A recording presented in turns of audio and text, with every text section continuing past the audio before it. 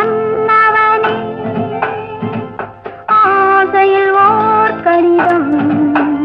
அதை கைகளில் எழுதவில்லை இரு கண்களில் எழுதி வந்த